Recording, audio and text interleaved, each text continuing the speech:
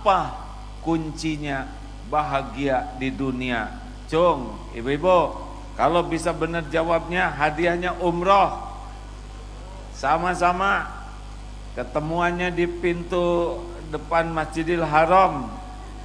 Kesananya masing-masing. Apa kunci bahagia? Ada berapa? Adik-adik diam. Ibu-ibu dulu nih yang kayak kurang bahagia ginian. Bu, kunci bahagia ada berapa? 3, 2, 5. Itu Pancasila, Bu. Ibu, hanya ke ibu-ibu dulu. Bu, ibu mau bahagia? Kunci bahagia ada berapa? Bingung. Bapak nih yang memimpin keluarga, langsung pada nunduk lagi ya. Kunci bahagia ada berapa, Pak? 4. Coba apa saja? Lupa. Santri, kunci bahagia ada berapa? 2. Bener santri udah. Nggak usah tepuk tangan, biasa aja di masjid, jangan tepuk tangan. Apa saja kunci bahagia santri? 1, iman. 2, dengerin ibu bapak. Aduh, ini tuh gimana, pantesan gak bahagia aja. Jadi apa kunci bahagia, Bu? Dan jadi kalau ibu kurang bahagia artinya apa? Dan tuh, surat apa anak-anak? Ustadznya ini mah turun jabatan ini kan.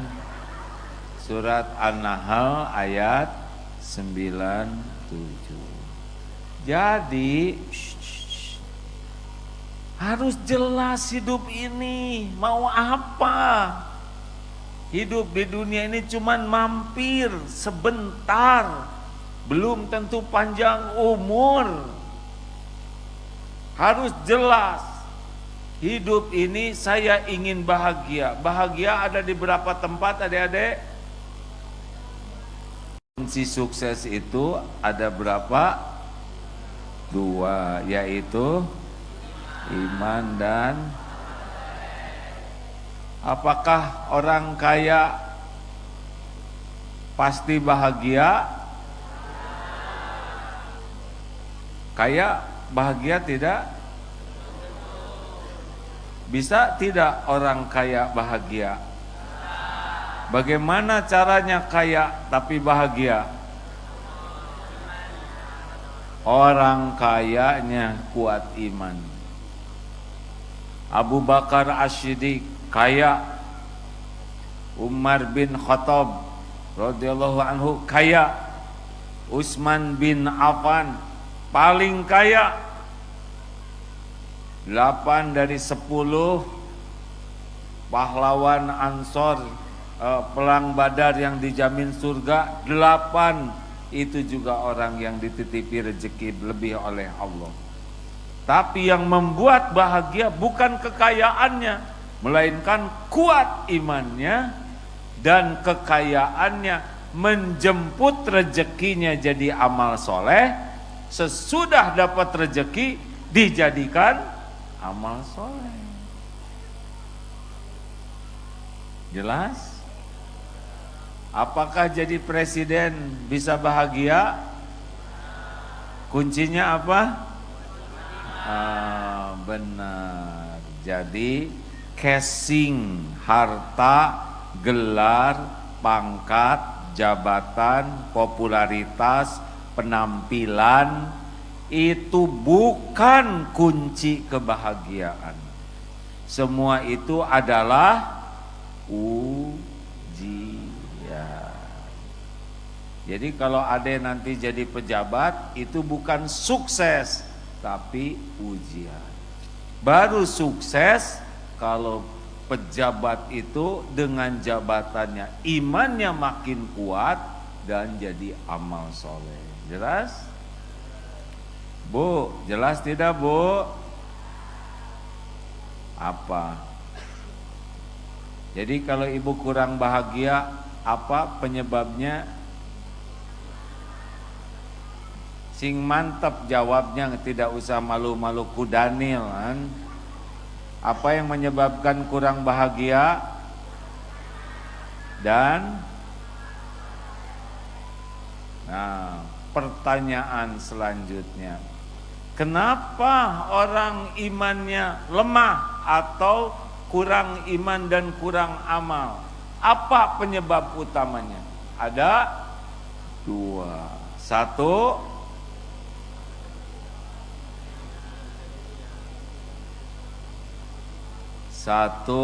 orang itu akan lemah atau kurang iman. Penyebab pertamanya adalah lemah ilmu agamanya.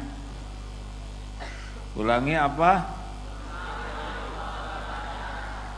Jadi kalau orang tidak suka belajar agama dengan niat yang lurus dan sungguh-sungguh berusaha mengamalkan, maka tidak bisa menguat. Dengar ya hadirin, pupuk iman itu ilmu, pemandu amal itu ilmu. Kurang ilmu pasti kurang iman, kurang ilmu juga kurang amal. Apa yang mau dilakukan kalau tidak tahu?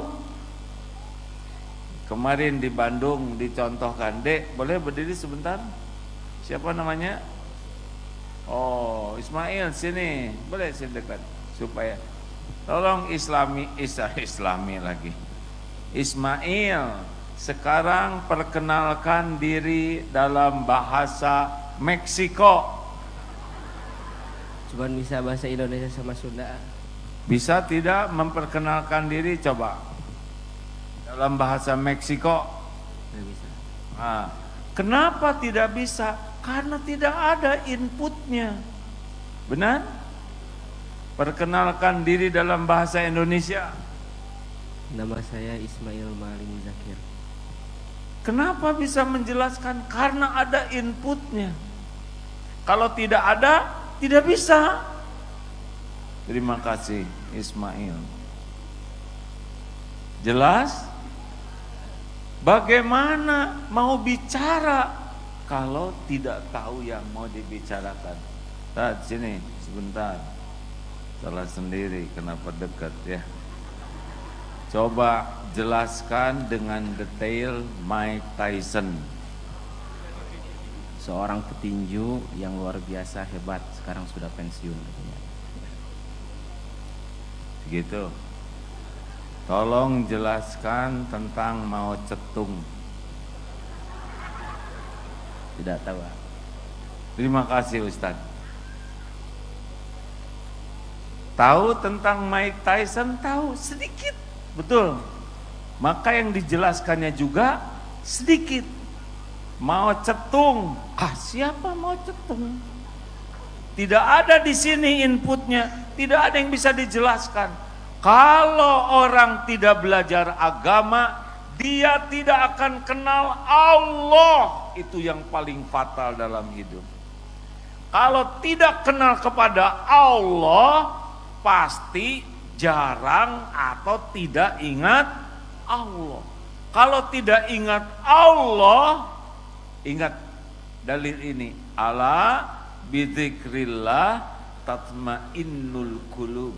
Camkan, hanya dengan mengingat Allah hatimu akan tentram. Kalau tidak ingat Allah berarti tidak jawab.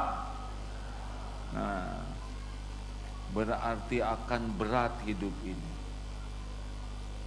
Tidak belajar agama, tidak kenal Allah. Kalau tidak kenal Allah, tidak kenal ketentraman hati.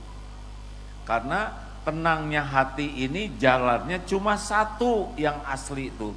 Ala bidzikrillah tatmainnul qulub. Camkan, hanya dengan ingat Allah hati akan tentram. Jarang ingat Allah berarti jarang tentram. Tidak ingat Allah berarti tidak tentram. Jelas, Bu? Apa?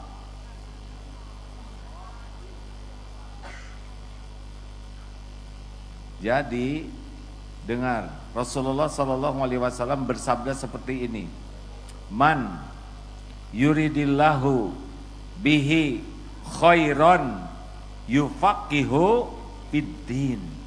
Barang siapa yang dikehendaki Allah, ini orang ini bekal baik nih, bekal bahagia nih, bekal sukses dunia akhirat. Apa yang Allah berikan? Harta? Bukan. Gelar? Bukan. Pangkat? Popularitas? Bukan. Yang Allah berikan adalah yufaqihu fiddin. Allah buat dia paham agama. Jelas? Ini penting luar biasa. Penting luar biasa. Kalau orang tidak tahu ini, dia akan buang waktunya untuk segala dibaca, segala didengar, segala dilihat, tapi tidak membuatnya kenal ke Allah. Tidak bisa bahagia, tidak bisa. Yang menguasai bahagia itu adalah Allah.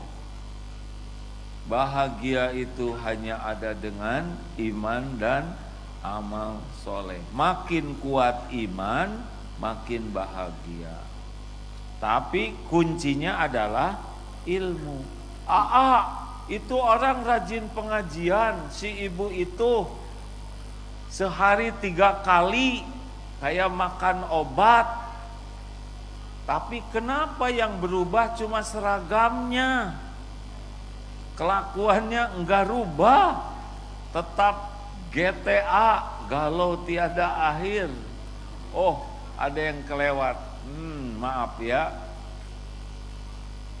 Ini saya mohon maaf teman-teman yang menyimak di medsos, mungkin sudah berulang kali dengar ceramah ini, tapi karena saya datang di tempat baru maka harus saya sampaikan ya. Kalau udah bosan jung bobo ya. Tapi kalau mau nambah lengket ilmunya dengar. Bu, Ibu, udah tahu belum ciri orang yang imannya kurang? Gini ya, kalau belum tahu ngaku belum. Jangan diam. Pak, kalau Bapak sebetulnya sudah tahu hanya lupa ya.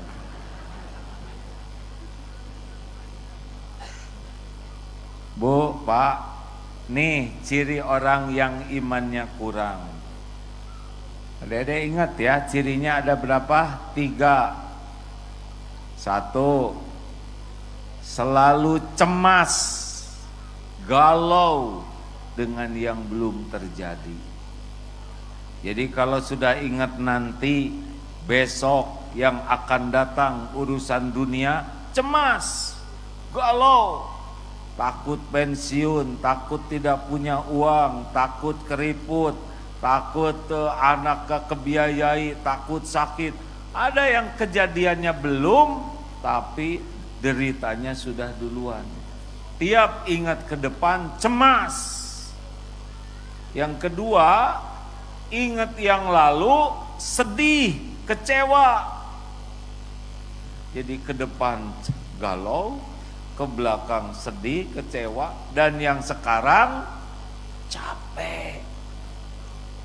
Capek pikiran, capek hati, nanti capek badan. Kalau capek badan sih tidak terlalu berat ya, bisa istirahat dan sembuh. Tapi kalau capek pikiran, capek hati, dia tidak bisa sembuh dengan istirahat. Karena istirahat juga jadi tidak bisa. Ulangi, ini harus sama dulu nih ilmu orang tua dengan murid. Apa ciri orang yang kurang iman? Kalau ingat ke depan, cemas. Jadi orang yang selalu cemas dengan yang belum terjadi, namanya tuh apa ya? Apa Pak? Yang anxiety gitu. Ya udah lagi cemas, udah nggak usah dipikirin. Bukan tidak boleh mikir ke depan. Bolehkah mikir ke depan? Harus. Bolehkah punya rencana? Harus. Bolehkah punya cita-cita? Harus, ya, yang baik. Yang jangan itu menjadi cemas. Yang lalu sedih, kecewa, sakit hati, yang sekarang capek. Kalau orang beriman bagaimana? Dengar. Silau, nggak apa-apa Pak, asal lampunya dimatikan ya. Halo, adik-adik, punya cita-cita boleh? Jawab. Punya keinginan? Harus. Punya perencanaan? Harus. Tapi yang jangan galau. Kenapa?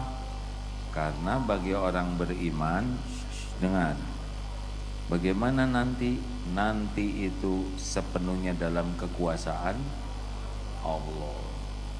Surat At-Taubah ayat 51. Qul la yusibana illa ma kataballahu lana huwa maulana wa 'alallahi falyatawakkalul mu'minun. Katakanlah,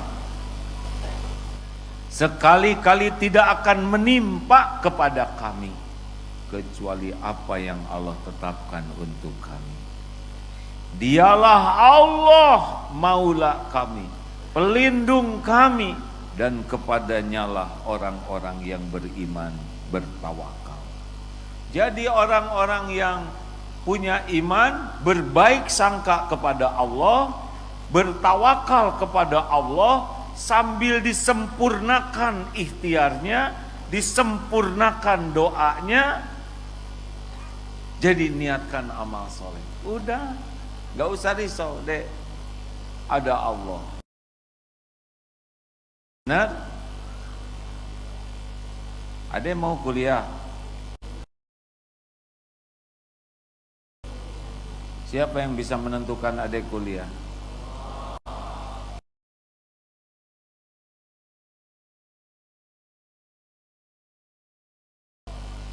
Rezeki yang menjamin siapa? Kalau Allah menakdirkan sesuatu terjadi tidak? Mungkinkah bisa dihalang-halangi tidak?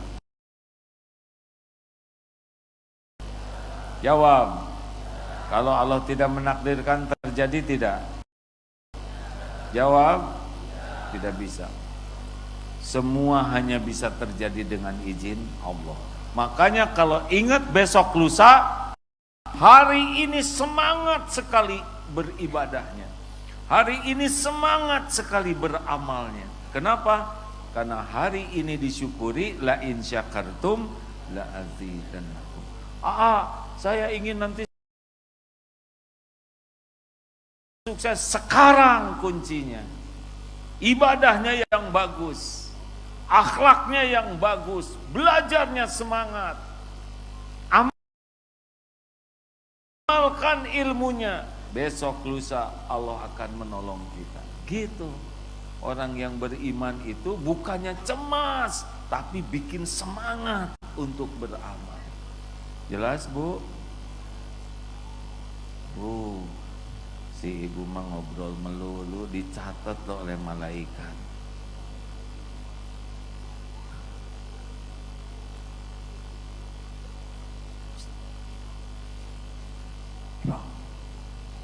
Kata guru saya tidak boleh ceramah kalau sedang ada yang ngobrol. Siapa tahu obrolannya penting. Udah Bu, apalagi kalau duduk di depan ngobrol kelihatan banget. Itu teh dicatat oleh malaikat. Ini katanya nggak sungguh-sungguh belajar.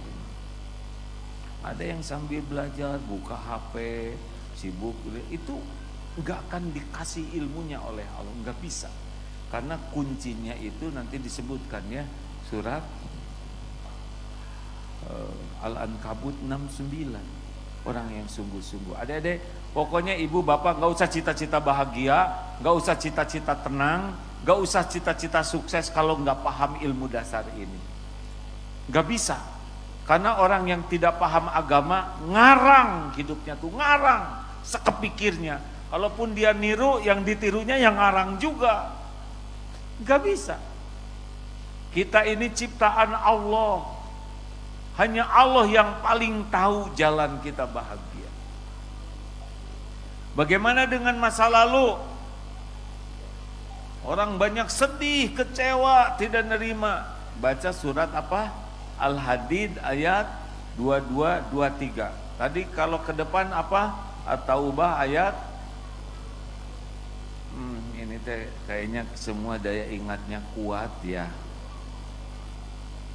Padahal kalau dicatat nanti di rumah dibuka lagi. Kalau ingat masa lalu, surat apa adik-adik? Al-Hadid ayat 22 dan 23. A'udzubillahi minasyaitonirrajim. Ma asaba min musibatin fil ard. Tidak ada satupun musibah yang menimpa di bumi ini. Dengerin. Wala fi anfusikum, dan juga pada dirimu, illa fi kitabim min qabli an nabra'aha, kecuali sudah tertulis di lauh mahfuz sebelum kami mewujudkannya. Tidak ada satupun musibah, perang, gempa, jatuh pesawat, apapun yang terjadi plus yang menimpa kita, illa fi kitabim min qabli an nabra'aha, kecuali udah tertulis. Emang kita harus menjalani itu. Inna dzalika 'alallahi yasir, sesungguhnya yang demikian itu mudah bagi Allah. Likaila ta'sau 'ala ma fatakum wala tafrahu bima atakum wallahu la yuhibbu kulla mukhtalin fakhur, agar kalian tidak terlalu sedih, berduka cita dengan apa yang luput, yang tidak cocok dengan keinginan, karena emang udah begitu yang harus kita jalani. Dan jangan terlalu gembira dengan apa yang Allah berikan padamu. Bersyukur harus, tapi wah hebat saya, gak usah gitu lah. Anaknya hafal 30 juz udah pasti ketulis di lauh mahfuz. Kita bersyukur, bukan terlalu gembira. Dan Allah tidak menyukai orang yang sombong lagi membangga-banggakan diri. Jadi udah, ketipu ya udah. Tapi ingat ya, kalau udah tertulis mau apa dong? Kita capek-capek ikhtiar. Dengar, kita yakin Allah sudah menulis di lauh mahfuz, tapi kita disuruh ikhtiar sebagai amal soleh kita. Dengar ya, la in syakartum la azidannakum. Syukur, takdirnya ditambah nikmatnya. Wala in kafartum, kalau kufur, takdirnya ada azab yang pedih. Sedekah, takdirnya digugurkan dosa. Sesudah sedekah ditolak bala, dilipat gandakan rezeki. Pelit, ada lagi takdirnya. Maka kalau kita mematuhi perintah Allah, insya Allah Allah memberikan takdir terbaik bagi kita. Jelas? Jadi patuhi saja. Apapun yang mau Allah takdirkan terserah Allah. Tapi kalau kita patuh, coba, ana inda dzanni abdi bi, aku sesuai dengan prasangka hambaku. Berprasangka baik, maka takdir yang terjadi adalah apa yang kita prasangkakan. Kita berprasangka buruk, maka takdirnya sesuai dengan prasangka kita. Jelas? Kalau baik datang dari Allah, kalau keburukan datang dari dosa kita. Itu harus kita yakini. Jadi, aduh kenapa dulu saya ketipu? Pasti ini karena dosa saya. Asyura ayat 30. Wa ma asabakum mim musibatin fabima kasabat aydikum. Musibah apapun yang menimpamu adalah karena tanganmu sendiri. An-Nisa 79. Ma asobaka min hasanatin fa minallah. Kebaikan apapun yang datang padamu itu dari Allah. Wa ma asobaka min sayyi'atin fa min nafsi. Keburukan apapun yang menimpamu karena perbuatanmu sendiri. Jelas? Jadi kalau ada kejadian yang tidak enak, maka kita harus tobat. Ini terjadi dengan izin Allah karena dosa-dosa saya. Itulah yang harus kita yakini. Jadi kalau ingat yang lalu, kita terima takdir yang ada, terus tobat. Kalau ingat yang akan datang, kita benar-benar sempurnakan ikhtiar, berbaik sangka ke Allah dan tawakal. Jadinya bagus terus. Bagaimana hari ini? Hari ini adalah hari amal soleh kita. Jadi orang capek itu kenapa? Karena niatnya tidak diniatkan jadi ibadah. Bu, ibu, saya lihat ibu-ibu ini dari wajahnya sih wajah bekal meninggal ya. Benar atau tidak? Benar? Ibu pengen panjang umur? Mau panjang umur tidak? Mau berapa? 300 cukup? 150? Yang jelas atuh Bu. Asya lagi menyiksa katanya. Pertanyaannya tuh bikin serba salah. Bu, kalau meninggal bawa apa? Jawab, bawa tas tidak? Cincin, selop. Yang dibawa apa? Amal. Hidup bahagia karena amal soleh, meninggal husnul khotimah. Kalau meninggal sedang beramal soleh, dikubur ketemu dengan amal-amal kita. Nah, amal soleh itu kuncinya ada berapa? Adek-adek diam. Ibu-ibu. Atuh udah tahu mah nggak usah nyiksa begini. Santri, amal soleh kuncinya ada berapa? Yang jawab yang jelas. Berapa? 2. 1 apa? Niat ikhlas. Yang kedua, caranya benar. Jadi tidak ribet. Apakah kalau berbuat baik pasti bahagia? Jauh-jauh dari Jawa ke sini. Jawab. Kalau berbuat baik pasti bahagia? Tidak. Santri diam. Seguru seilmu jangan ganggu. Ini lagi ngetes emak-emaknya nih. Besar kemungkinan kapok tidak akan datang lagi nih. Ini bapak-bapak yang suka membanting-banting tulang. Pak, kalau berbuat baik apakah pasti bahagia? Kan? Kita tes. Di sini belum diceritakan. Ibu masak buat suami. Surprise hari Ahad. Pak, ini saya siapin masakan kesukaan Papa. Waduh, udah ditata, udah pakai bunga, pakai lilin, wah pakai macam-macam. Suami bengong. Kenapa bengong begitu, Pak? Ibu nggak bilang-bilang masaknya. Namanya juga surprise, kejutan. Masa bilang-bilang? Kenapa Bapak kok wajahnya kayak gitu? Bukannya gembira? Bukan gitu, Bu. Karena ibu nggak ngasih tahu, saya sebetulnya sudah ada janji hari Ahad ini mau sarapan sama teman-teman sepedahan. Jujur, jangan langsung solehah, yang asli dulu. Gimana perasaan ibu-ibu? Kecewa. Terus jujur, sebutkan apa aja. Kecewa, jengkel, kesel, gondok, kapok. Ternyata berbuat baik itu tidak identik bahagia. Ibu sudah berbuat baik, masak, hasilnya jengkel, kesel, dongkol, marah. Kenapa? Karena ada kuncinya, yaitu niatnya kurang ikhlas.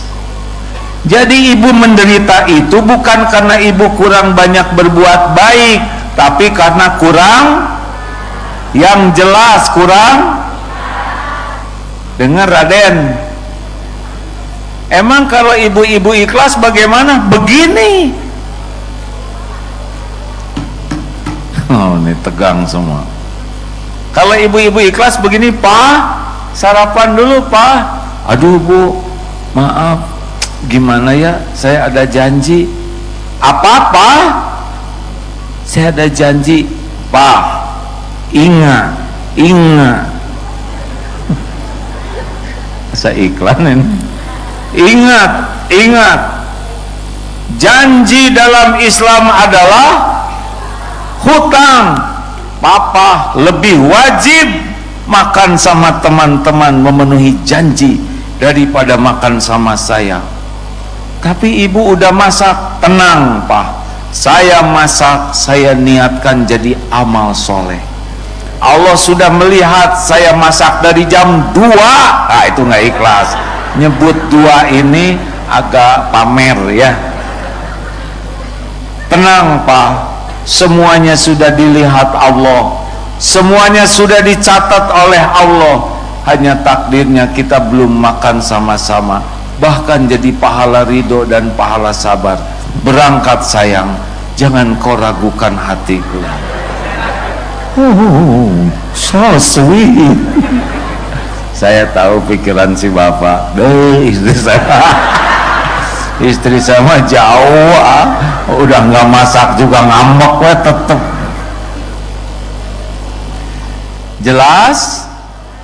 Jelas tidak. Jadi tidak cukup berbuat baik, tapi harus dengan niat baik. Ingat, niat itu adalah alamat. Salah niat sama dengan salah alamat. Maka tidak cukup kita sibuk berbuat baik, tidak cukup, harus dengan niat baik.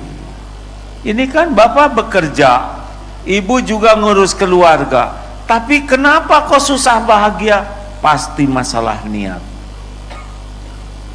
Nah, makanya ibu, bapak, tidak mungkin orang niatnya ikhlas kalau dia tidak kenal kepada Allah. Makanya tidak ada itu bahagia, jengkel aja terus. Ruwet, kan ada namanya Mbak Ruwet, nikah dengan Mas Ribet. Udah ini jadi ruer, rumah tangga error. Liwe, liur wae. Ini serius nih. Kalau suami nggak mau belajar agama, istrinya nggak belajar agama, udah pasti ngarang itu. Pasti ribet aja, ribet. Perkara kecil, perkara remeh, kalau orang kurang iman jadi perkara besar. Mau makan bertengkar, lagi makan bertengkar, beres makan bertengkar, riweuh aja terus. Mau tidur bertengkar, bangun tidur, lagi tidur aja bertengkar itu. Ini ada cerita, udah dengar belum cerita ini? Ya belum lah, kan saya belum ngomongnya. Jadi ini ada suami istri, bertengkar aja. Akhirnya dua-duanya jaga jarak. Terus kata anaknya, papi ayolah damai, ke ibunya, mami damai.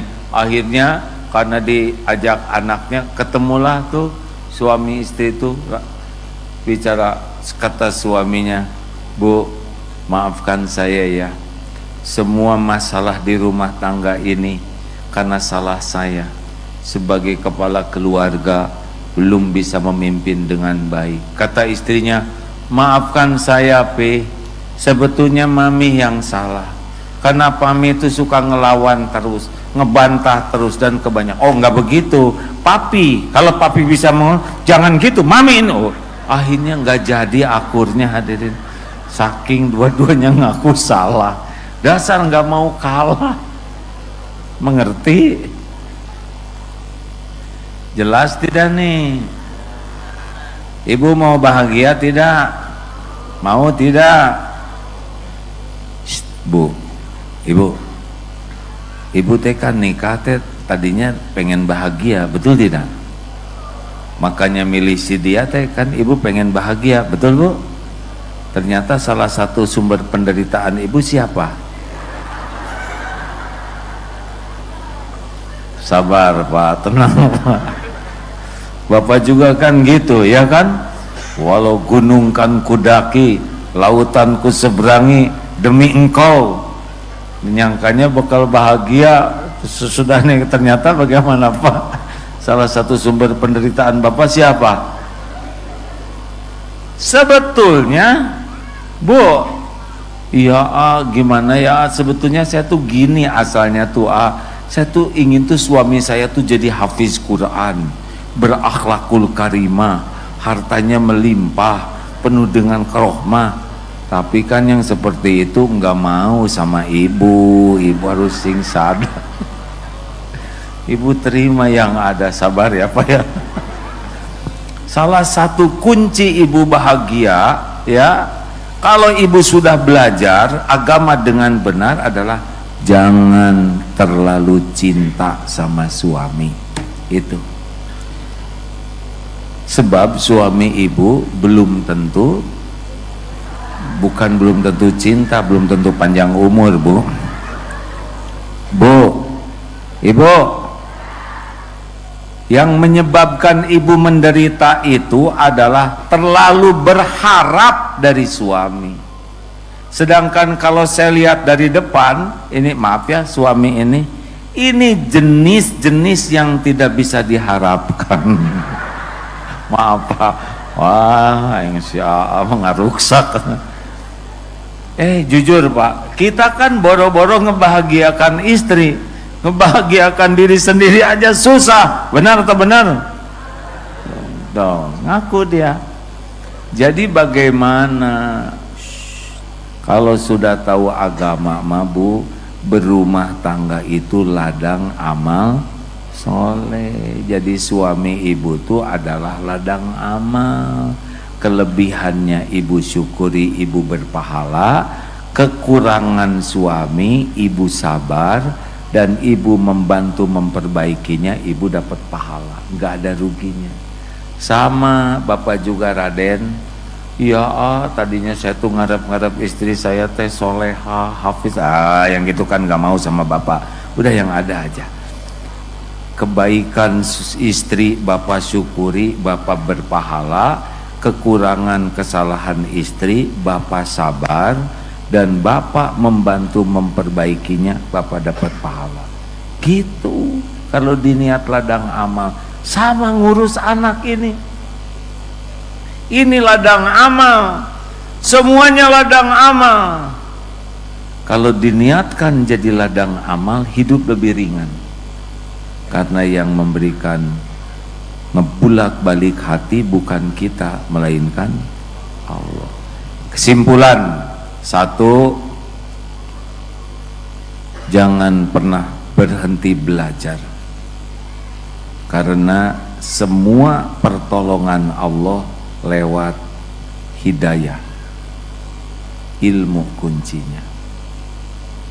Imam Syafi'i, semoga Allah merahmati beliau, tadi saya baca beliau mengatakan amalan yang utama sesudah amalan fardu adalah belajar. Antara sholat sunnah dengan belajar, mana yang lebih baik? Ini kita sudah sholat fardu, kebetulan harus milih nih, sholat sunnah atau belajar, mana yang lebih utama? Belajar. Kelemahan kita nih Bapak Ibu, kita sedikit sekali waktu buat belajar agama, sibuk saja dengan yang tidak ada manfaatnya. Padahal makin tua makin nambah masalah kita. Tubuh kita aja makin bermasalah Pak, makin tua ini. Enggak seperti dulu, benar? Ibu sudah mulai, bapak mulai kerasa, makan ini kolesterol naik, makan ini diabetes naik, makin masalah. Dan kalau ilmu kita tidak bertambah, pasti makin stres dalam hidup ini. Tolong Bapak Ibu, gerbang pertolongan Allah tuh lewat ilmu. Man aroda dunia fa'alaihi bil ilmi. Ini adalah bukan hadis, ini adalah penggalan dari ucapan Imam Syafi'i. Barang siapa yang ingin dunia, wajib pakai ilmu. Waman arodal akhirat, barang siapa yang ingin akhirat, fa'alaihi bil ilmi, harus dengan ilmu. Maka belajar itu wajib. Jangan buang-buang waktu. Kita akan dilindas oleh waktu kalau tidak jadi ilmu. Jelas adik-adik? Semangat belajar. Sekarang takdirnya kita sudah bisa baca ilmu lebih mudah dengan adanya handphone, benar? Tapi setan, dengar, setan itu mati-matian menghalangi kita belajar agama. Kalau mau tahu apa godaan setan yang paling pertama dan utama, menghalangi kita belajar agama. Karena kalau belajar agama, kita akan kenal Allah. Kalau kenal Allah, kita akan ikhlas dan tawakal. Kalau kita makin ikhlas, makin tawakal, setan tidak bisa lagi nipu kita. Makanya dihalang-halangi. Kalaupun sudah dapat ilmu, dihalang-halangi supaya tidak mengamalkannya. Kalaupun kita mengamalkan, ditipu supaya ria, ujub, takabur dengan ilmu dan amal kita. Itu tipu dayanya. Nih, kalau buka ini, Bismillahirrahmanirrahim, langsung di skip. Allahu la ilaha illa huwal hayyul qayyum, langsung. Ya kan? Kalau lagi belanja lama, lihat yang lain lama, tapi ngaji begitu, pakai jempol. Hati-hati ya, tiap waktu akan dituntut oleh Allah pertanggungjawabannya. Pastikan Bapak Ibu, adik-adik ingin bahagia dunia akhirat adalah kuat iman dan amal soleh. Gerbangnya adalah ilmu. Belajar, belajar, belajar dengan sungguh-sungguh. Dan siapakah orang yang berilmu? Adalah orang yang senang mengamalkan ilmunya. Jadi, wah itu hebat, banyak ilmunya. Jangan dengar dari ceramahnya, tapi lihat dari amalnya. Kalau ceramah begini gampang, tinggal belajar, tinggal ngomong. Apa artinya mengajarkan ilmu sholat kalau dia tidak pernah sholat? Jelas? Siapa orang yang berilmu? Yang paling banyak amalnya. Orang yang ilmu cirinya apa? Imannya kuat, amalnya banyak. Apa ciri orang yang imannya kuat? Akhlaknya menjadi baik. Begitulah. Jadi kalau ibu ingin anak-anaknya baik akhlaknya, harus kuat imannya, akan membaik akhlaknya. Lillahi ta'ala. Ada yang akhlaknya baik, ada yang akhlaknya mulia. Nah yang kita inginkan akhlakul karimah.